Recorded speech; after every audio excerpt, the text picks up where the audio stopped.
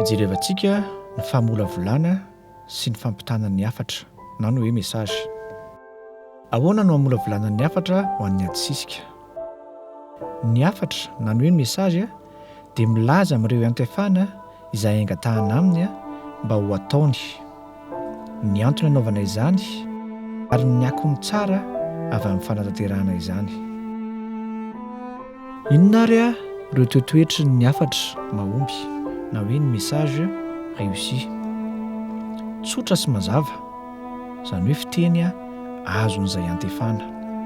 Message fohy, fiteny mifanaraka amin'ny toe-javatra misy, votoatin'ny mifanaraka amin'ny zavatra aseho na hoe conforme à la présentation.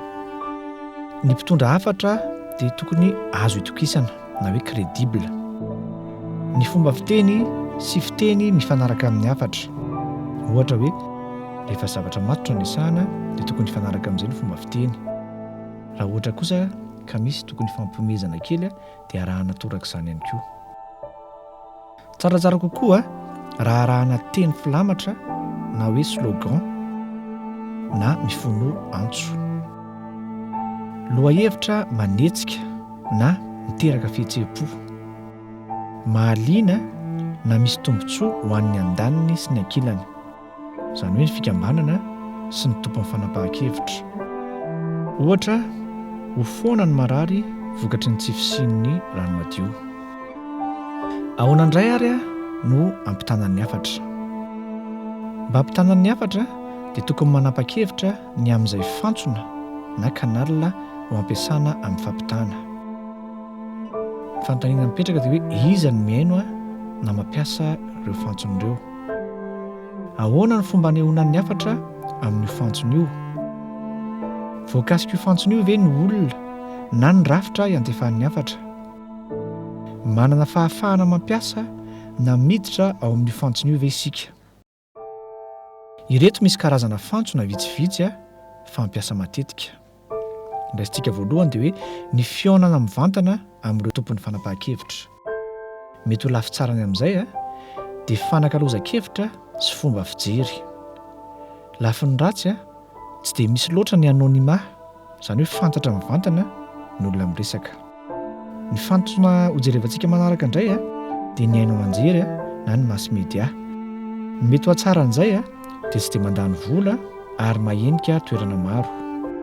Mety ho lafiratsiny kosa nefa dia hafatra mety novana tsy araka ny tena tiana hampita.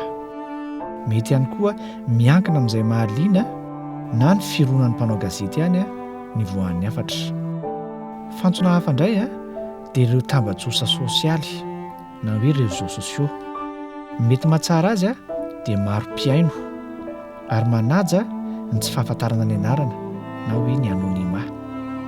Ny lafiratsiny indray dia lasa resaka fialamboly matetika mahavariana ny olona any amin'ny réseaux sociaux. Natokana manokana ho an'ny olona manana fifandraisana internet ary mety hiteraka fankalana. Ny fantsona manaraka indray dia ny tranokala na ny hoe site web. Mety ho lafitsaran'ny site web dia fifehezana tanteraka ny angom-baovao na ny information.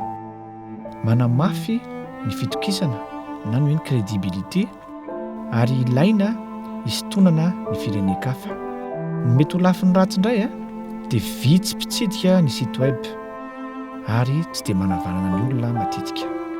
Fantsona hafa indray dia ny boky na ny tatitra. Ny lafitsaran'izay dia azo itokisana sy mipetrapetraka tsara ary voatohana arak'hevitra. Ny lafin'ny ratsy indray dia mitaky fahalalana ara-siantifika ireny boky na tatitra ireny ary mitaky enti-manana. Ny fantsona farany hojerevantsika dia ny hetsika hita maso na ny hoe campagne visuelle, ohatra hoe ny affichage. Ny lafin'ny tsara amin'ireny dia ahafahana manenika olona maro, ahafahana maneho ny olana amin'ny fomba tsy mahamono aminaina na tsy mankaleo ary mety miaro fampiomehezana. Ireny ihany koa dia mety manintona ireny affichage ireny. Mety ho lafiratsiny dia mitaky enti-manana ara-vola ny fanatanterahana azy. Mandaitra matetika ho an'ny paikady fanoherana. ary mety ho raisina ho fandrangitana ihany koa ny fanaovana ireny etsika hita maso na campagne visuel ireny. No jerevantsika manaraka indray ary dia hoe ahoana no anoratana taratasy fitakiana na fitarainana, izany hoe ny lettre de doléance. Ho an'ny teny fampidirana na introduction dia tsy mila fehezanteny lava fa izateny fohy ray hatramin'ny 4 dia ampy. Ny teny fampidirana dia natao handrosoana mialoha izay zava-dehibe manan-danja ho resahina. Izao mba ho azon'ny mpamaky izay mety tsy hanam-potoana lava ny ahazo avy hatrany amin'ny alalan'ny famakiana ny teny fampidirana fotsiny, matetika mantsy dia io ihany ny vakiana. Teny fampidirana manintona hamaky bebe kokoa noho izao soratana.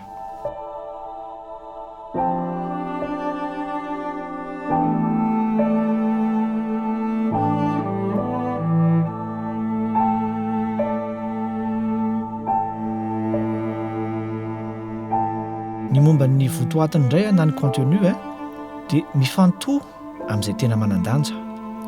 Ialao ny fomba firesaka ara-teknika loatra, aza mampiasa voambolana diso teknika. Raha azo atao dia manana fijery miabo na pozitif hatrany. Inona ny mety ho sofanara loatra na ny opportunité, ny mety ho tombony na ny avantage. Tokony ho mora vakiana ny antotan-kevitra na ny document. Lazao miaraka amin'ny tohan-kevitra izay tiana ambara. Ialao izay resaka misy endrika fandavana. Midira amin'ny toe-javatra amin'ny ankapobeny ary miafara amin'ny zavatra iray mazava tsara. Mampiasa fitaovana hita maso sy mandresy lahatra. Omeo lanja ireo zava-misy misongadina.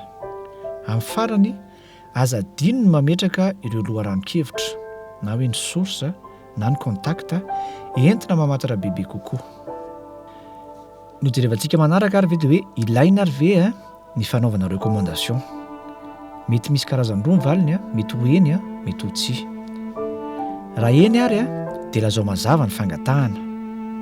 Soraty mazava tsara hoe iza no antefany ary ialao ny resaka mahakasika ny mety ho fanatanterahana. Izany hoe aza dia miresaka ny budget, ny arrangement na ny étape arahana. Mety tsy ho ilaina ihany koa nefa ny fanaovana ny recommandation. Mampiasa ny fomba fanehoan-kevitra milaza fiankinan-javatra. Izany hoe raha ny teny frantsay izy dia hoe si, dia izay niteraka hoe alors, na hoe raha tanteraka izavatra ity noho izany tepiteboka. Aza dia diso mivantambatana loatra rehefa miteny. Aseho izay mety hiseho avy amin'ny alalan'ny famakafakana natao sy ny porofo ananana. Hiditra indray antsika ary amin'ny lohateny na ny titre. Io no hamantarana ny antotan-kevitra na antsoina hoe référence. Aza dino ny mampiasa sous-titre. Ny fampiasana enti-milaza na verbe dia manome aina kokoa an'ilay titre. Ny fanehoana azy amin'ny endrika fanontaniana ihany koa dia manintona mamaky. Izao mba ho lohateny hanintona, atao fohy sy mazava.